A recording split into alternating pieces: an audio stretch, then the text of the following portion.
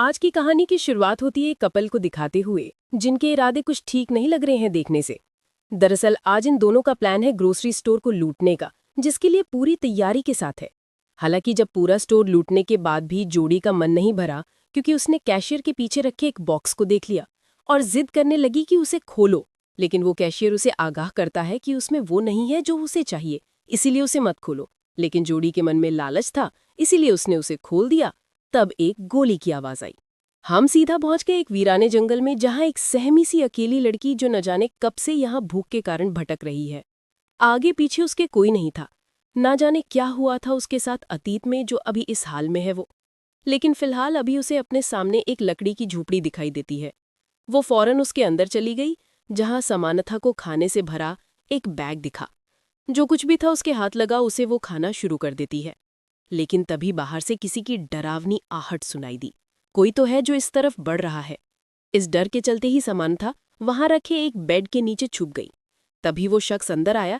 हाथ में उसके एक कुल्हाड़ी थी, पर वो कौन था ये हम नहीं देख सके। उसने अपने खाने का बैग उठाया और चुपचाप चल पड़ा। नीचे छुपी समानथा चुपचाप सहमी सी छुपी रहती है। जब कुछ समय बीत गया तो उसने निर्णय लिया कि अब उसे यहाँ से बाहर निकलना चाहिए। इसीलिए वो फौरन भागने का फैसला करती है। लेकिन तभी अचानक उसकी टक्कर उसी आदमी से हो गई जिसका नाम टॉम था। लेकिन वो उसे कोई नुकसान नहीं पहुंचाता, बल्कि वो तो उसकी मदद करता है। जो देख समानथा उससे माफी मांगती है कि उसने उसके बैग से खाना चुराया, क्योंकि वो 2 दिन से भूखी थी। दरअसल उसकी कार खराब हो गई है। बीच रास्ते में तो उसका हस्बैंड पास के ही पेट्रोल पंप पर गया मदद के लिए, लेकिन अभी तक वो लौटा ही नहीं। इत्तेफाक की बात यहाँ ये थी कि टॉम की कार भी खराब हो चुकी है, बल्कि वो तो यहाँ 3 दिन से फंसा हुआ है। अब ये सुनते ही समानता घबरा गई और कहा कि उसे जाना होगा अपने पति के लिए। हो सकता है कि वो आ गया हो।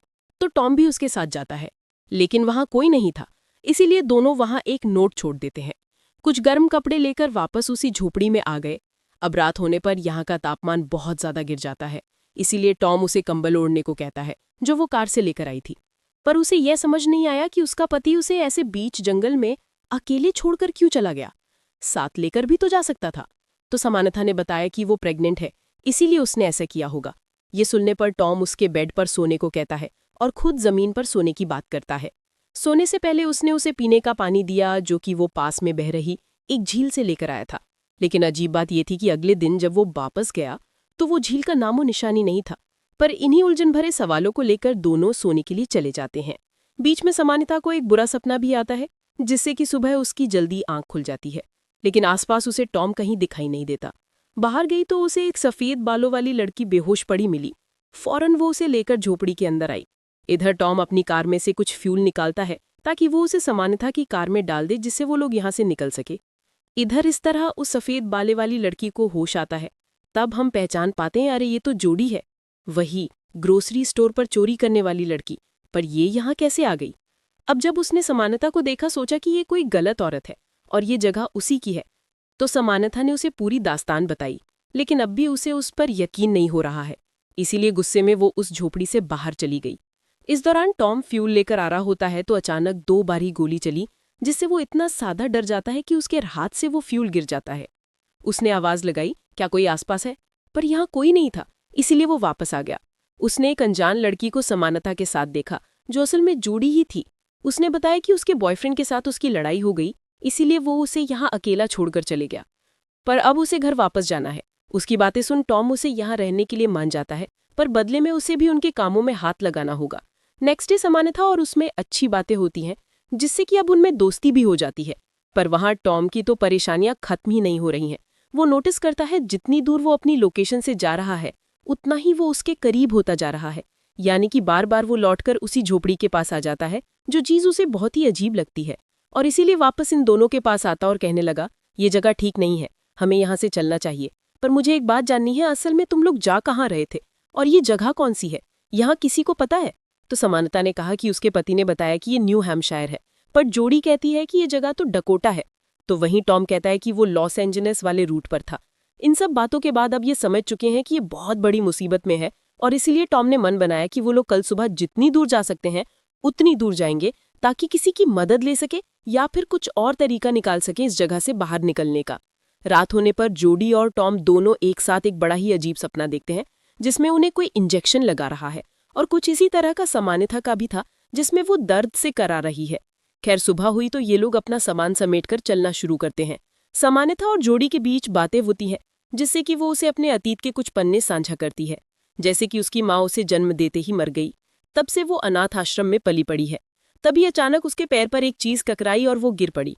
उसी समय उसकी जेब से पैसों की गड्डी गिरी, जिसे देख टॉम अचंभित हो गया और जल्दी ही पूछा कि इतने पैसे तुम्हारे पास कहाँ से आए।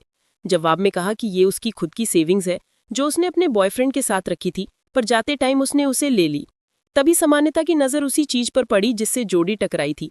ये एक हैंडल था। जब टॉम ने अपनी कुल्हाड़ी से उसे तोड़ा तो वो असल में एक जर्मन बंकर होता है, जिसके अंदर सारी जंगी सामान रखे थे और कुछ कैन फूड भी थे जिस पर नाजी आर्मी का सिंबल बना था।